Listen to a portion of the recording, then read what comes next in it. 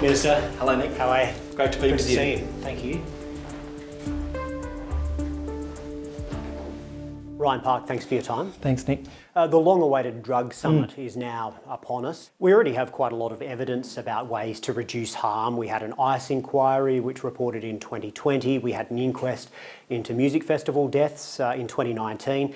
They all included evidence from numerous experts. So when there is evidence already on the table, why do you need more? I think this is an opportunity, given that it's been 25 years since we had a full drug summit looking at a gamut of different drug use and polydrug use, but also having a look at it through different lenses. We're certainly building on the work that the ICE Commission and that did, but this is an opportunity to have a discussion that has probably been 25 years in the making. Disappointingly, at the moment, we don't have a drug and alcohol policy here in New South Wales. That's been the case for about 11 or 12 years. I deliberately wanted to have a conversation with the community before that was developed, and that's one of the tangible outcomes that I hope's generated from the summit. The issue around pill testing will be discussed and debated, and there'll be a dialogue around that. I think there'll be the issue around harm minimisation and the way in which we talk about drugs from a law and order perspective.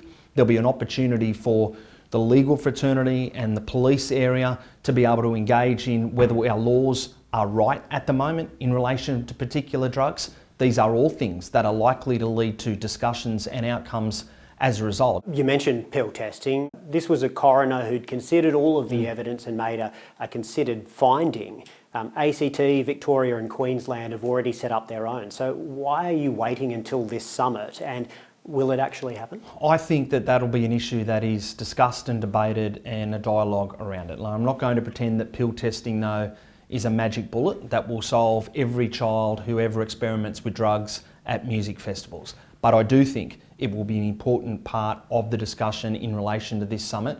I'm confident that that discussion will be robust in nature, and then government will consider it. What I don't want to do, to show disrespect to people coming to the various summit days, is preempt outcomes that might be in place. And I hope all MPs, regardless of their political persuasions, do what they did in 1999, which is drop their politics and their political persuasions for a few days and really immerse themselves in the data. The coroner also found that large-scale, high-visibility policing operations at music festivals, things like sniffer dogs and strip searching, was causing harm, partly because people might swallow the drugs they have and overdose. Yet that kind of policing is still happening.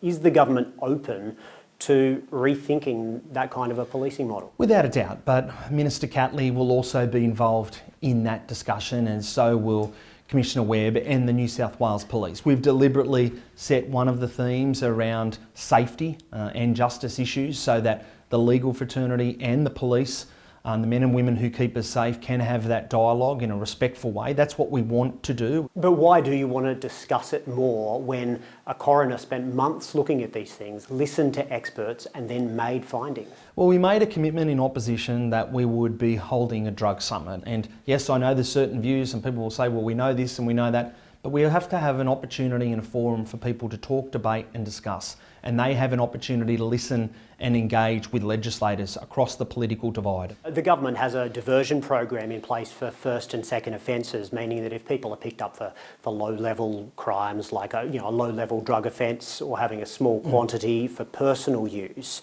they can get a fine and not go to court. But figures show that fewer than 1 in 10 are actually benefiting from that. So, is that policy a failure?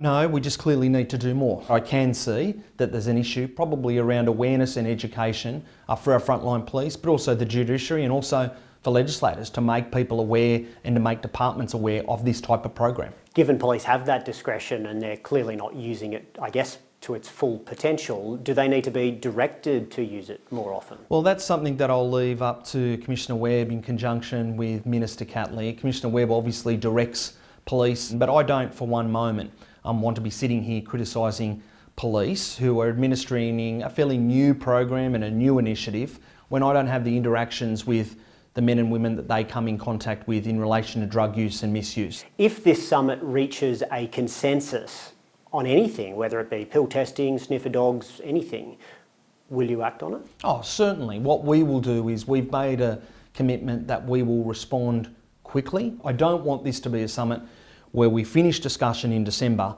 and we don't see any government response for 12 months. That's not what the intention is. And you won't ignore its recommendations? No, we certainly won't be ignoring it, but we won't also necessarily be agreeing to every issue that's raised, debated and discussed at the summit. I can't give that commitment.